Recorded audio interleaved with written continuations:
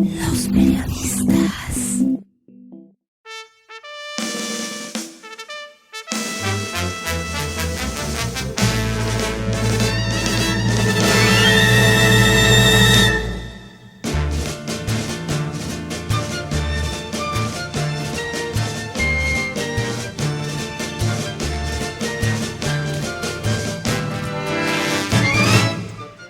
En la historia de la gastronomía hay un apartado disfrazado o no escrito directamente. Se esconden algunos pasos, algunos ingredientes de las recetas, pensaba el aventurero al recordar las frases de la familia sobre los tantos, los poquitos, las pizcas. Esas palabras no indicaban mucho y representaban quizá el todo para conseguir la receta. ¿Cuánto de agua le pongo a la cazuela?, preguntaba la vecina a la mamá de Salacaín para hacer algún guiso. 2 dedos, le respondía. Y el aventurero pensaba, ¿2 dedos de quién? El tamaño de la mano de una persona a otra es muy diferente. Máxime si son dedos de un niño mexicano o de un caucásico. Las recetas familiares tenían una redacción sujeta de alguna manera a la libre interpretación. Y pocas veces se pensaba o se medían los ingredientes. Por tanto, la sazón y el éxito del plato dependía del toque, coloquialmente llamado sazón, derivado de la experiencia de cada persona.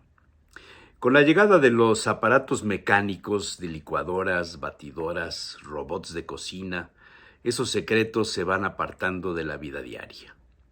Hacía unos 20 años a Salacaín le había asombrado el uso de la Thermomix, un robot de cocina español empleado por cocineros de primera talla como Abraham García de Viridiana, quien la recomendaba para hacer muchas salsas.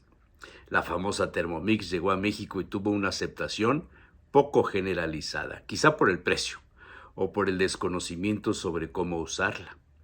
Las vendedoras no siempre tenían los argumentos de los cocineros profesionales y por tanto quienes la compraron tenían en su cocina una licuadora de lujo desaprovechada. No hacía mucho a Salacaín le había llegado la Thermomix 6, un estuche de monerías conectada a internet, con pantalla táctil. Permitía pedir la receta directamente, aparecía en la pantalla y a continuación se iban presentando los requisitos para preparar el platillo. 100 gramos de harina, se leía en la pantalla, y no era necesario pesar en una báscula el ingrediente, nada de eso. Salacaín vertía la harina directamente y en la pantalla iban apareciendo los gramos que estaban siendo añadidos. O sea, la termo esa también tiene una báscula.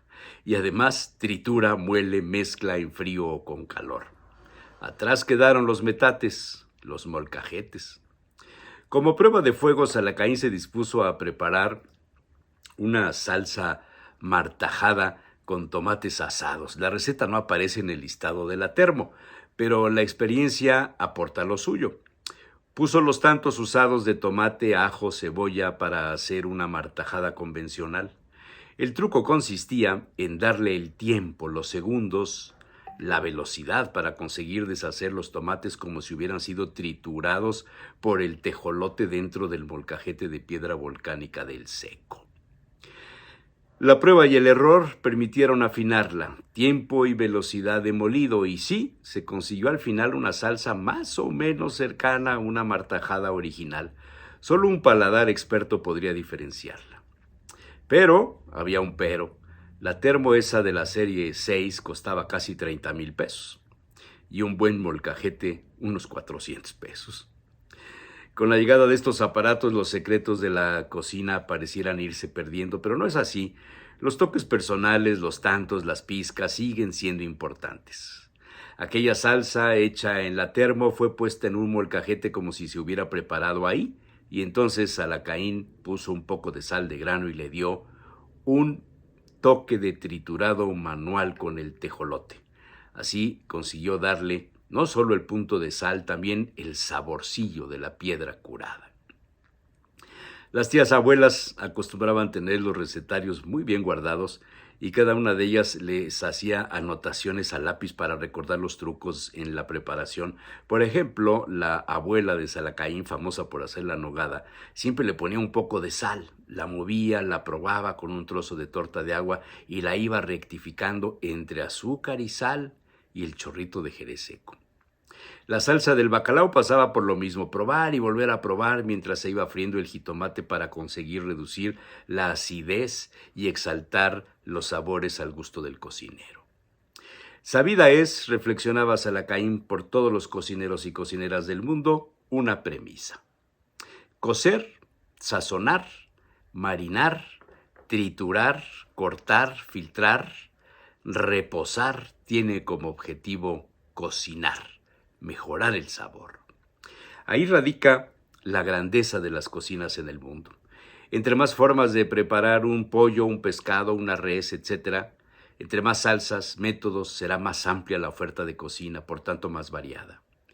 Ah, los secretos de la abuela, los secretos de la madre, los de las tías y alguna comadre, muchos en la mente de Salacaín, otros perdidos, jamás anotados, jamás registrados y no solo eso, solamente identificados por su ausencia en el momento de dar un bocado.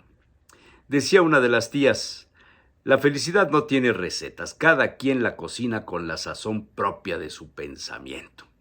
Y la abuela le respondía: la vida es como una receta de comida, el sazón tú se lo pones. En fin, a experimentar con los nuevos artefactos de cocina, pensaba Salacaín, y buscó su palita de madera, infaltable para una buena salsa y para la nogada, quizá una de las salsas más caprichosas de la cocina poblana.